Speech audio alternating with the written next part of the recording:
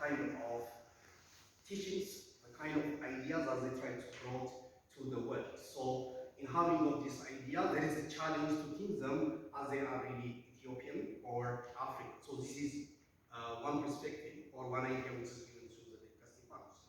And the other point, it says that these are really Ethiopians because we can look at their relationship with the culture, with the history, with the political element of the same time, and they come up with a kind of thought which cannot be considered as it is alien in itself, as it is not a strange idea, but as it is part of the Orthodox religious or the religious phase of the state, I mean the church.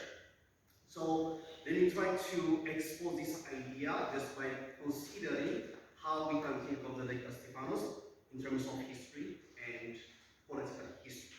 So when we try to look at this idea, these people, they come out with a kind of critical insight and they provide a metaphysical and social-political transformation, and they provide this idea by having of a religious content. So with regard to the question whether these people are Ethiopians, or maybe you can say that Africans or not, so they are really Ethiopians, and even you can have this imagination. These people are from Ethiopia, and they are from the different parts of Ethiopia. Okay, when you think about Ethiopia before 18th century, most of the time people say that they are the representative of the northern part of Ethiopia only.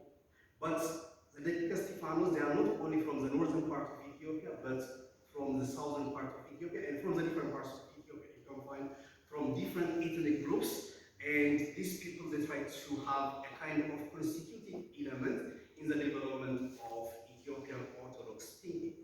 So basically, these people do have a kind of aspiration in changing of the dogmas and at the same time the major teachings of the Ethiopian church.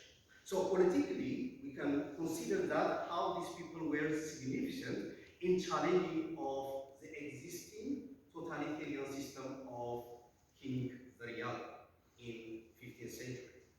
So historically, these people are visible, and they were seriously accused and executed by the church and the state for heresy. Maybe I can quote Muhammad al-Nassamai in this regard. He tries to associate their idea with three basic things. And he says that heresy for the Dekike Estifanos could be read as being with, it is a kind of heresy could be read as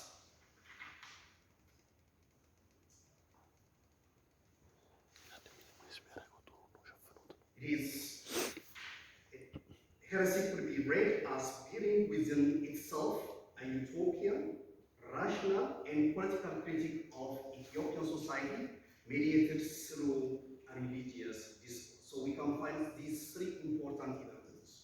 There is a utopian vision, somewhat it is described in the Ethiopian context or in the context of the Dekike Estifanos as it is developed here, utopian vision, to think about the utopian world or the kingdom of God.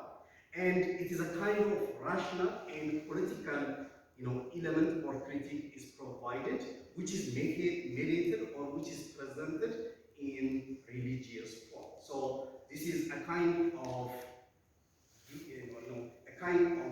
big religious question which is raised by the Dekike Estifanos, and this is associated with the king of Zaryal at that time.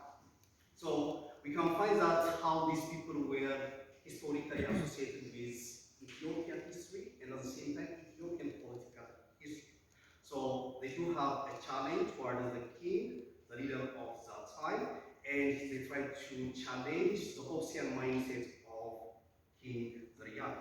So this with regard to how to think about the Dekike Estifanos in the history of Ethiopia. Now let's come to the second part in which we can look at the contribution of Dekike Estifanos in the development of critical attitude, or maybe we can say that it's a philosophical attitude. So it can be part of Ethiopia's modernity project. So when I say this, my central argument, it goes on the idea that most of the people, or most people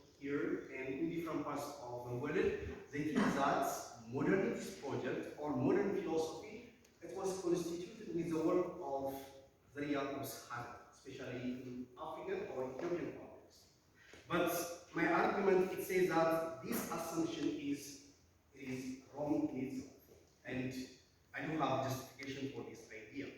So for me, critical insight, it was provided by Dekike Estifanos, and philosophical ideas, philosophical ingredients provided by the Dekike Estifanos. So the assumption says that the heart of the Yaakov is the foundation of modern philosophical thinking in Ethiopia or in Africa. It limits us just to search other sources that prior to the heart of the Yaakov. So it is good to look at other sources even before the Yaakov, just to understand philosophical thinking